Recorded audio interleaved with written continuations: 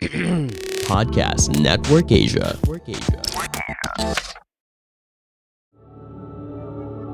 This episode may include topics, references, or discussions around sexual assault, domestic violence, stalking, physical violence, or subject matters that may be disturbing to some of our listeners. We do acknowledge that this content may be difficult. We also encourage you to care for your safety and well-being.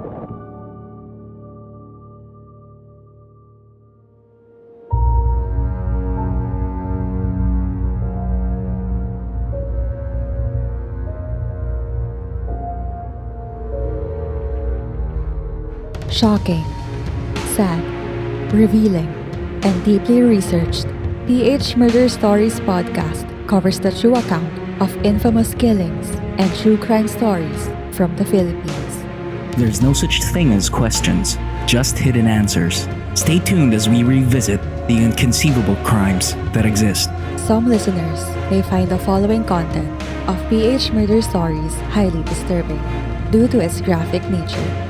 PH Murder Stories does not condone nor promote violence of all sorts. Viewer discretion is advised.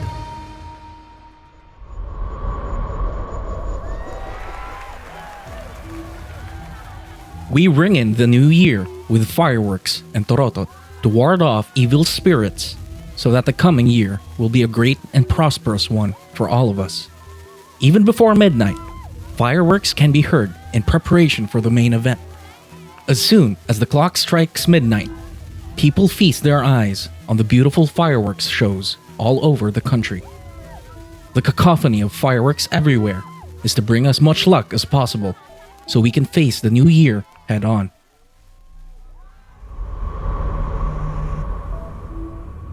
However, amid what was supposed to be a joyous occasion, it became deadly as a councilman would end up being shot dead right in front of his family.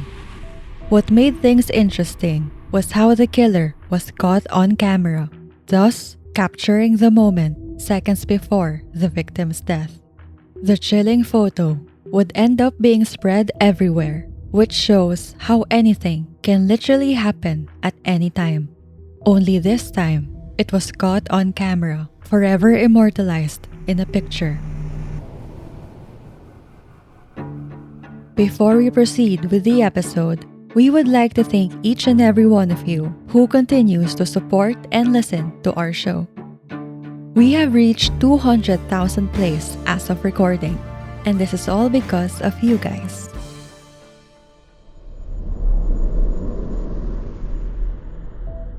On New Year's Eve 2011, 35-year-old Reynaldo Dagsa, a barangay councilman from Caloocan City, requested his family to wake him up before midnight to join in on the New Year's festivities in the wonder of the fireworks around them. He was taking pictures of his wife, daughter, and mother-in-law outside their home on New Year's Day when the gunman, Arnel Buenaflor, came from behind a car and cold-bloodedly shot Dagsa on his right forearm and chest. What makes this case peculiar is that the victim was able to snap a photo of his family seconds before the suspect pulled the trigger on him.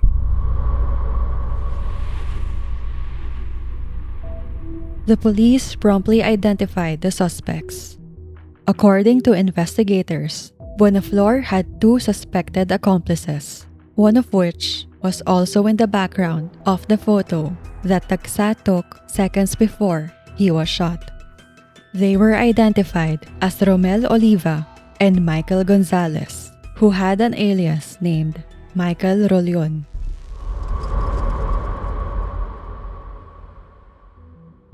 As seen in the photos we shared in our Instagram post, Buenaflor was wearing a baseball hat and had his gun aimed at Dagsa, while another man, in another corner of the photo, was identified as his lookout.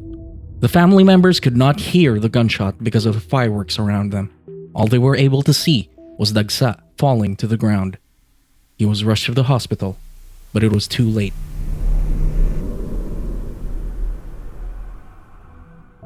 As for the suspects, authorities figured out that the men behind this bizarre killing were seeking revenge because Dagsa became vital to their arrest a year ago for car theft.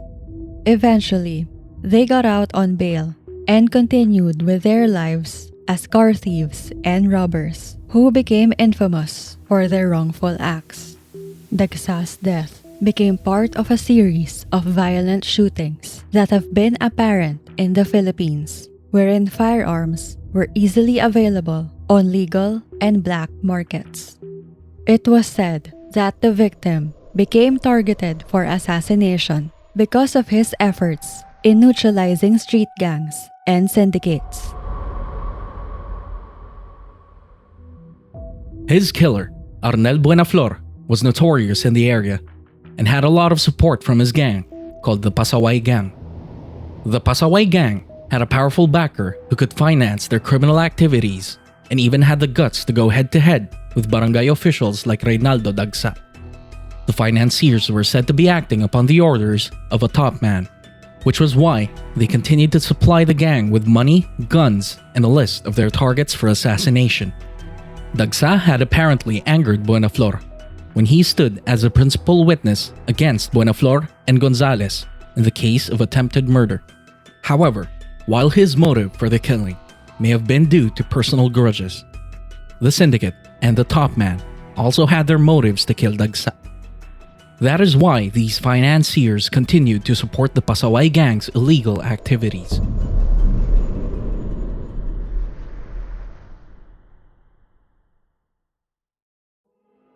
Breathe in, breathe out. Hi there, this is Riza, and I practice different healing modalities that I would like to share with all of you.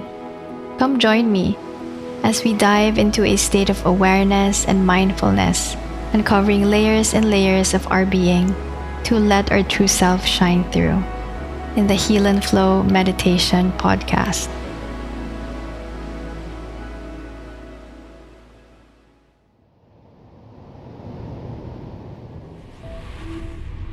Unfortunately for Arnel Buenaflor, the authorities were able to locate his whereabouts. He was arrested in his hiding place in Barangay Calabasa in Aurora, Isabel. As he and the authorities were on the way to the Caloocan City police station early in the morning, he was presented by police officials to the media.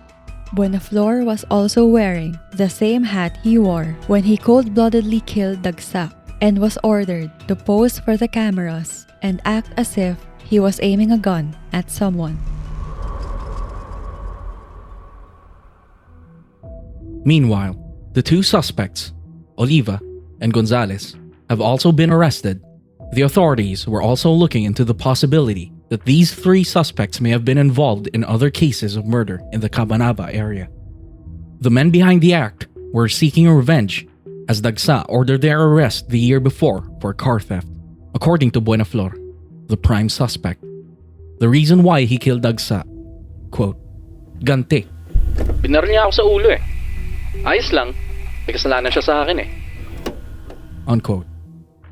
In an interview with Lulu Buenaflor, the prime suspect's aunt, months before his nephew shot Dagsa, Buenaflor and Dagsa had been in a shootout. Buenaflor was already about to surrender when his gun jammed. Instead of arresting Buenaflor, Dagsa's men went on to maul him and shoot him in the head. Buenaflor survived his injuries, and after recovering, he planned his revenge.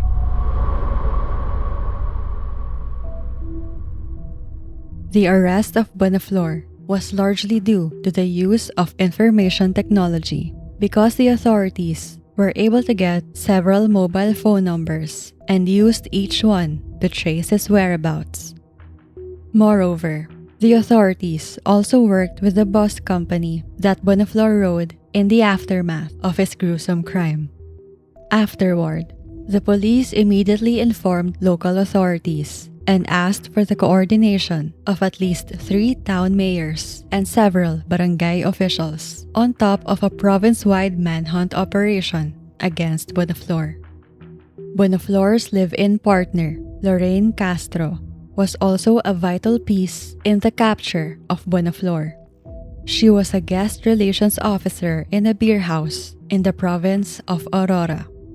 The authorities went directly to her manager to ask about Buenaflor, promptly directing them to Buenaflor's whereabouts. Upon arriving at the suspect's hiding place, Buenaflor did not resist arrest and surrendered peacefully to the authorities. Reynaldo Dagsa was a barangay peacekeeping action team member that aggressively sought to reduce crime in his area. He was described as hardworking and very active in his efforts to maintain the peace and how efficiently he managed the disasters and emergencies in the barangay. His funeral was met with military honors, as he was also a member of the Army Reserve Command. A Philippine flag was draped over Reynaldo Dagsa's coffin, and a 7-man team did a gun salute in his honor.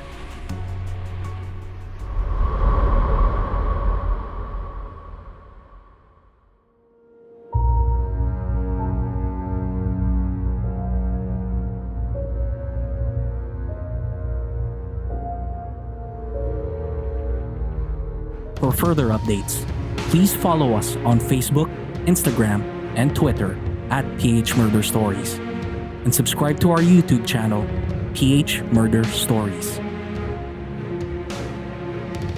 If you have case suggestions, please go to our website at phmurderstories.com and fill out the request form at File Your Blotter.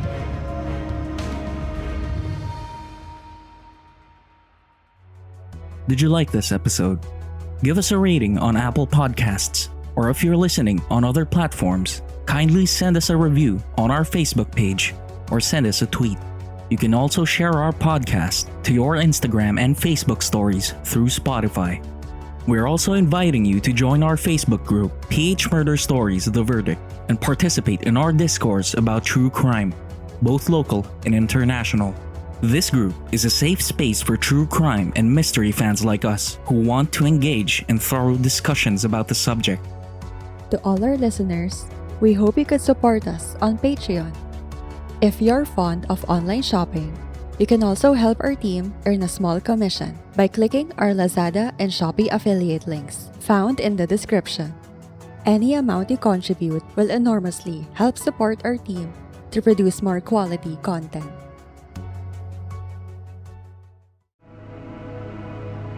The views and opinions expressed by the podcast creators, hosts, and guests do not necessarily reflect the official policy and position of Podcast Network Asia, the hosts of the program, or other programs of the network.